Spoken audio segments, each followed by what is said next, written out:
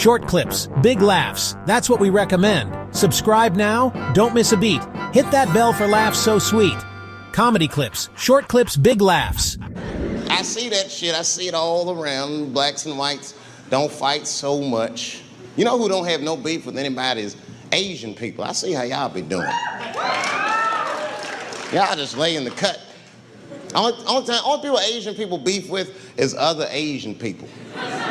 Like if you call a Korean guy Chinese, I've done this. They will flip out, hey!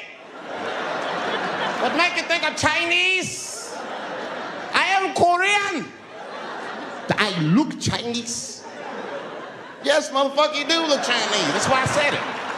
It's an accident. Nigga, to the untrained eye, you all look Chinese to me. It's a mistake. I'm not trying to offend you. Some people say all black people look alike. We don't get bent out of shape.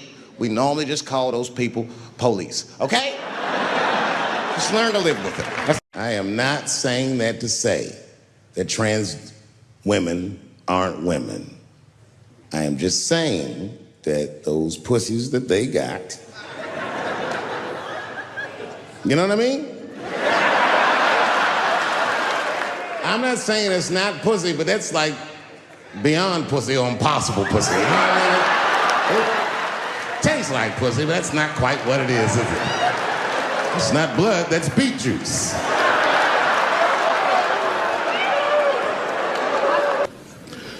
I started doing stand-up comedy when I was 14. I'll never forget the first time I was on stage. The guy that introduced me was a guy named J.T. Newton. I'm 47. I can close my eyes and remember the introduction like it was yesterday. It went like this. Ladies and gentlemen, this next young man coming to the stage is starting his comedy career tonight. Who knows? We may be witnessing the birth of a star. Please welcome David Chappell.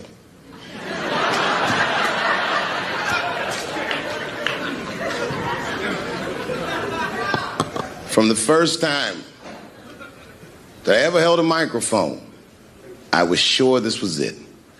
I knew I was home. I knew I had found my thing. And my God, man, I was a child. I got good. Matter of fact, I was good from the moment I started. And I'm not saying this to be a braggart. I'm telling you the truth. These old niggas was in awe of me. How is this little boy so poised? They used to say. I was. I mean, you know, I got better, but it started out good. About a year into it, when I was 15 years old, I had written a joke during the AIDS epidemic about having a Goodyear condom. Something, I don't even remember the joke. Something about an industrial strength condom by Goodyear. I just remember all the comedians really liked that joke. And there was an older comedian. And he came to me one night after the show, after he saw the joke, and he said, listen, I got an audition at another comedy club, and I was wondering, do you mind if I do that joke? I just want to borrow it. Now, I'm a kid. I don't know any better. I'm like, borrow it? Well, I guess, sure, if it'll help your career. I let him do the joke. And then weeks later, I was waiting to go on at a comedy club, and he went on before me, and he did the joke. And after the show, I pulled him aside and I said, hey, man, I don't mind you borrowing my jokes, but you gotta give them back. He said, oh, I forgot to ask you. He goes, let me buy that joke from you for $50. And I said, man, I'd do it, but I'm just starting out. I need all the material I can get. The idea being that the more material I can accumulate, the faster I'll be able to make money for my work. I said, I can't do it. I want my joke back. I'll never forget this. Remember, I was a 15-year-old child. This guy was a grown-ass man. He stood up over me so I could see how big he was. And he said to me, really? I can just take it. And he did. I got scared because I was a child. But I never forgot that. I never forgot that. I was 15 years old. I'm 47 now. I think about this guy all the time. When I look at my own kids and I see how young and innocent they are, I can't believe someone did that to me. And I don't think about it every day because that was the worst thing that happened to me. I think about it every day because that was the first time that someone ever did that to me. But in my career, it has happened many, many times since, where someone would intimidate me or scare me and take something that I believe was mine.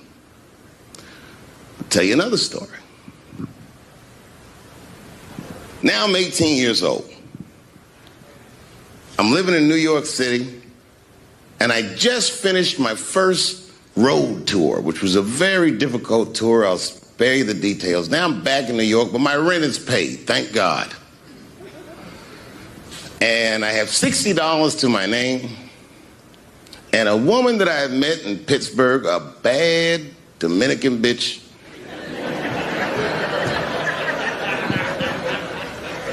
was coming to New York. She was going to spend the weekend with me. I couldn't wait for her to get there. She was coming that evening. But remember, I only had $60 for a whole weekend to entertain a bad bitch. Now I'm walking through Greenwich Village, and I see something I've never seen before. 3-card Monte. You know what that is? Yeah, the guy had the whole thing. The table was set up, and he had the 3 cards, and the crowd was hooting and hollering, and he was like, find the red card, find the red card, and people were playing. Sometimes they win, sometimes they lose, but it was really exciting, and I'm standing there watching it, and I noticed while I'm watching them play this game that the red card, the one you're trying to find, had just a little bend on the corner. And I'm watching it, and I'm like, yo, this guy doesn't seem to know that red card is bent. I'm gonna beat this motherfucker. And I walked up to the table and I said, let me play a hand. And I put my last $60 on that table, and he starts to shuffle and find the red card, find the red card. And I kept watching that bent card go around the table, make sure I kept my eyes on that bent card. And when he stopped shuffling and he said, find the red card, I pointed to it with confidence. Here it is right here. And he flipped it over, and it was black. And he took my money. I couldn't fucking believe that. How did this nigga do that? Was that magic or sorcery? I was confused. So you know what I did? I sat there and I watched him for a real long time play the game. And I realized that all those people who was doing all that hooting and hollering and betting, my God, they were his friends. They were in on the whole thing. I felt so wronged. I felt so stupid. And then the next sucker came up to the table and was about to put his money down. And I said, fuck that, man. Don't put your money there. All these niggas is in on it. It's a trick. And when I said that, the guy that was dealing, and this motherfucker was huge, snatched me up by my collar. Feel how strong he was when he grabbed me. I was a skinny little guy. And he was gonna maul me. And the only reason he didn't, I'm sure, is because he saw the fear in my face. And that fear, he looked at me. I saw his eyes go from hard to soft. He softened. Then he looked at me like the way a father would look at a child. And he said to me, young man, don't ever come between a man and his meal. I never forgot that either. Most niggas would have to run the streets for years to learn a lesson that profound. It took me 2 seconds. Never get between somebody and their paper. Taking a man's livelihood away from him is akin to killing him. Look, it was way more intense than what you guys might have read. I don't know what you read, but the kid, while we was beating on him, reached in his waistband, pulled out a .22 caliber pistol. That shit was mayhem. Everybody started screaming, oh my God, he's got a gun. He's got a gun. And then I got scared. I was in the back, but I was scared. Because I knew that everybody that was with me was armed. Yes, if they had shot and killed this kid on stage at the Hollywood Bowl, like I pay you to do, Travis,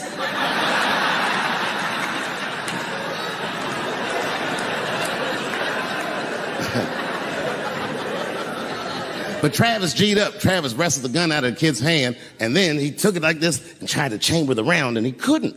So he pulled the trigger, and it wasn't a gun. A knife blade popped out of the front. I guess this kid was gonna stab me. Some scary shit. So the next night, even though I didn't have a show, I said, I gotta get right back on stage. And I went and did a show. And someone in the audience screamed out, Dave, what happened with the attack? And I didn't know there was journalists in the room.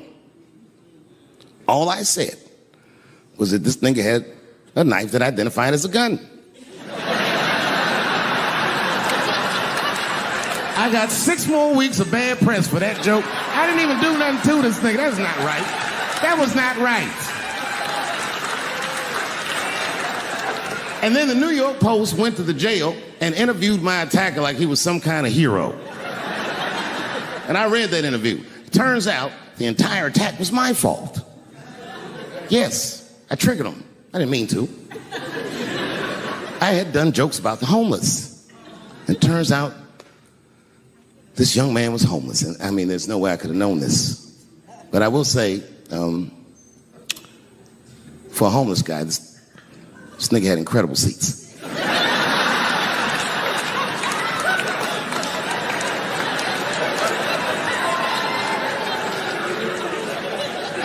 Oh, and they said I triggered him because I had done LBGTQ jokes, and it turns out this fella was a bee.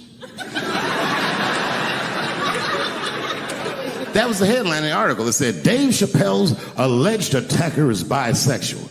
I said, alleged attacker?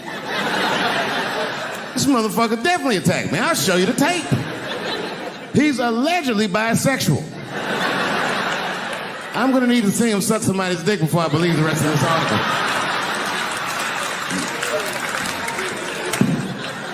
I read that shit in the paper. I was horrified. I was like, oh, bisexual? I could have been.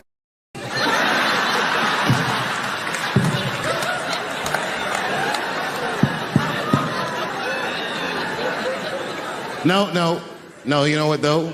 It's not funny because after all that madness ensued, I went to the hotel room. I was by myself and I opened the door and my wife was in there alone. She was sobbing, like sobbing. I said, oh my God, what's wrong with you, bitch? Did you get attacked too?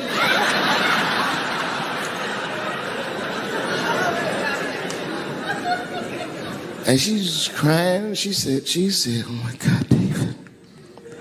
She said, if you had died tonight, me and the kids would have nothing.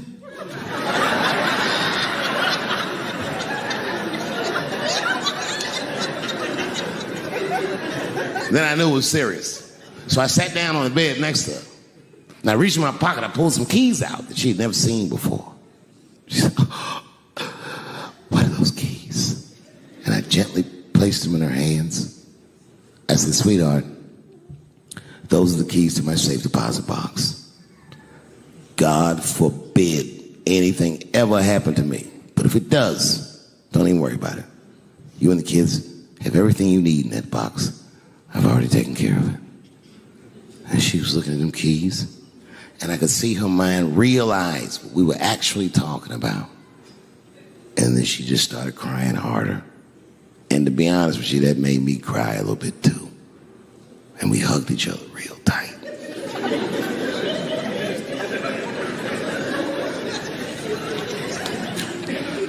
Do you know this bitch looked in the box while I'm alive and well?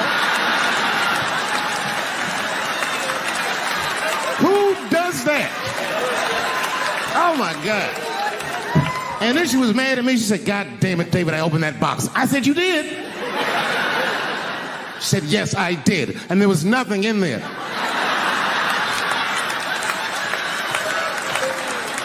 I said, nothing? Oh. She said, nothing except your stupid joke book. I said, whoosh.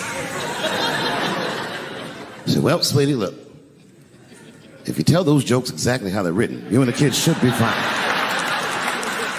They're really good jokes.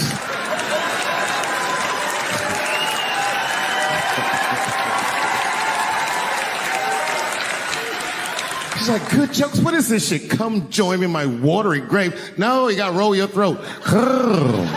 Join me in my watery grave.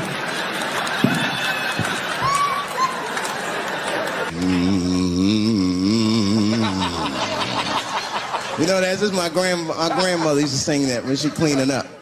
That's a Negro spiritual. Black work song. Not everybody know about that. I know. See, white people, you guys might whistle when you work. You dig? But that's how you can tell what kind of work we're actually doing.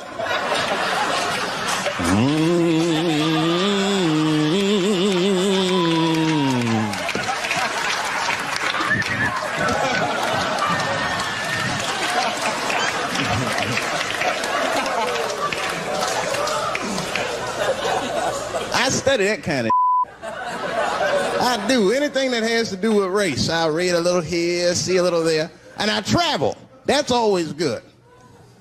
Traveling has made me a racism connoisseur, if you will. You know, it's different from region to region. Anyone ever been down south? So you guys know what I'm talking about. And the racism down there is just, it's perfect. It's due to a perfection. It's comfortable, it's out in the open. There are no secrets in Mississippi. Everybody knows the deal. Morning, nigger. Morning, sir.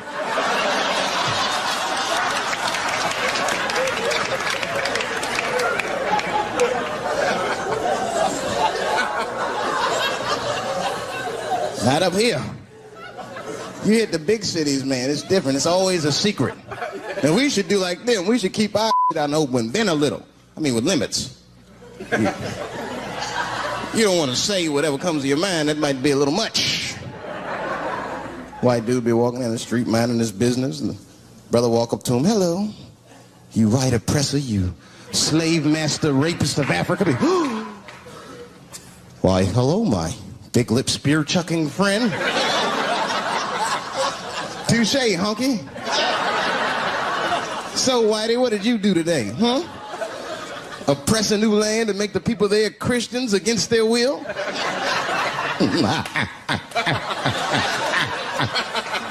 What did you do, fellow? Burn those big black lips on a crack pipe as you missed your job interview? Easy, Whitey, you're cutting deep. All this chit-chat has got me thirsty. If you will excuse me for a moment, I'm going to go to the Korean store and get something to drink.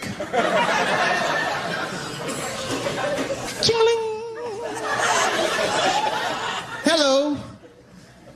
You slanted-eyed, ruining the economy in our neighborhood by opening stores and taking the money out the community. Chink. Wow. Good afternoon, you browse around but never buy anything. Suspicious looking nigga. After a while, that might be too much.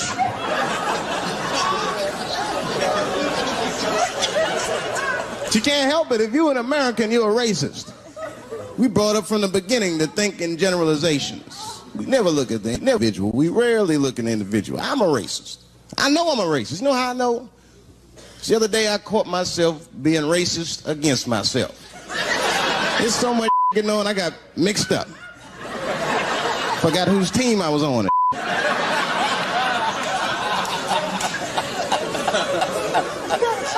One time I was reading the paper, man, this story came on about this guy was suing a department store because they wouldn't let him play Santa Claus, you know, because he's black.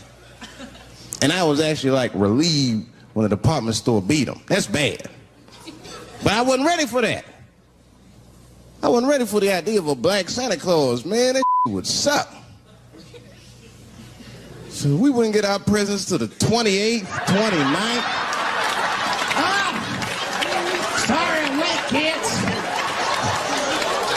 I got caught up with some in Vegas. Woo. I had to sell some toys to get back. Shit. Where them cookies at?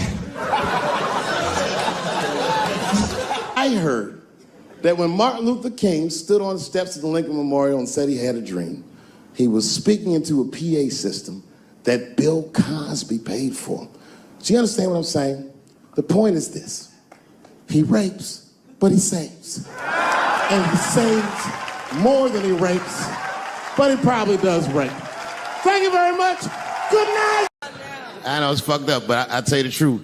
You know, everything's funny. Everything's funny till it happens to you. 3 months.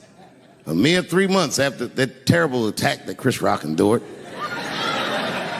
I was on stage at the Hollywood Bowl, and a lunatic jumped out of the crowd and attacked me. Now, I gotta tell you, if it happens to you, you don't even know what the fuck is happening. It was like slow motion. I just looked over. I don't know this nigga. And I just looked and said, oh my God, I'm being attacked. And this motherfucker was ragged. He jumped at me. He was like, ah! I'm old, but I'm fast. I caught this motherfucker's head with my hand and pulled his hoodie over his eyes. I can still feel his head in my hand. It was spongy. He had been growing dreadlocks. Not the beautiful dreads that Rastafarians grow. These were accidental LA homeless dreads. This shit had leaves and sticks and bottle caps and shit in it. Some kind of grease. I was like, ugh, like this. And then I fell down. And he knocked me all the way on the ground. And I was like, man, this is a bad situation. I'm like, I don't know if I'm gonna die or what's gonna happen. But in that moment of vulnerability, you know what occurred to me that had never occurred to me before in my life? In that moment, it occurred to me that bodyguards should not wear dress shoes to work. Travis. This nigga Travis came out slipping and sliding on some kind of beautiful loafer and fell flat on his back. I said, oh my God. Now both of us are down. I gotta handle this shit myself. So I popped that back, boom. And then the kid that knocked me down, he popped up, boom. And we looked at each other and realized at the same time, I was bigger than him. And that motherfucker took off running. And I started to chase him and I said, fuck him. And I picked the microphone up. So I'm gonna finish this show now. That's right.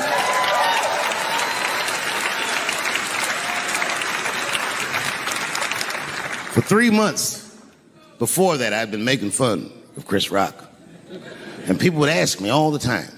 They'd say, Dave, what would you do if you were Chris Rock and Will Smith slapped you in the face? And to this day, the answer is the same. Well, I don't know what I would have done. I've never been in a situation that extreme. But I do know now what Will Smith would not have done. And that is enjoy the rest of his evening. Man, listen. We gave that kid a good while. We was whooping his ass. Not we, I mean, I was on stage trying to think of a joke to tell, but they was beating this nigga up right behind me. Everybody could see it.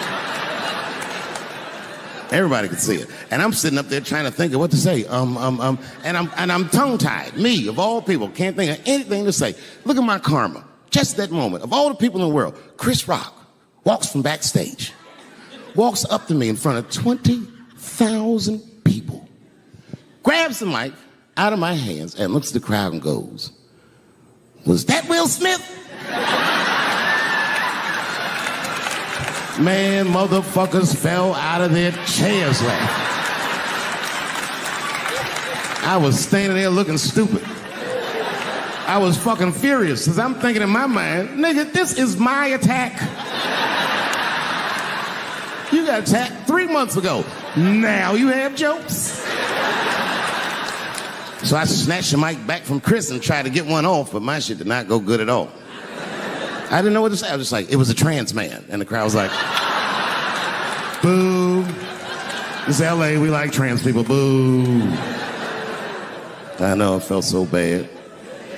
I felt so bad. But I know why I did it. You'd have to be there to understand, but man, when that guy tackled me, it was like a It's like a movie or something. You got to picture this. Picture a famous person you like. Every famous person you could imagine was at that show. It was like the biggest night that Hollywood had ever seen. And when that guy tackled me, he cleared the bleachers. I had to watch the tape afterwards to know this happened, but as soon as he tackled me, Jamie Foxx was the first motherfucker that jumped out of the crowd. He was wearing a white cowboy hat like he knew this shit was gonna happen to him. Never seen this nigga in a cowboy hat before. And Jamie started chasing that motherfucker around like any given Sunday. And that kid was fast as shit, was juking and shaking, and he broke Jamie's ankles, and he just kept running.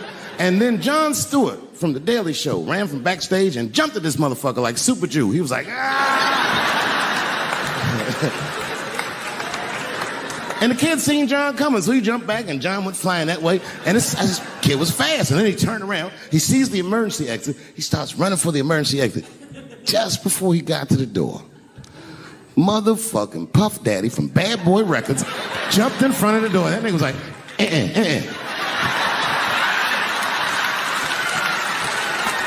Boy, Puffy got that motherfucker. And then every celebrity just ran out because every celebrity saw themselves in me, and they just started beating the fuck out of that kid. And I know Chris was backstage looking like, nobody helped me.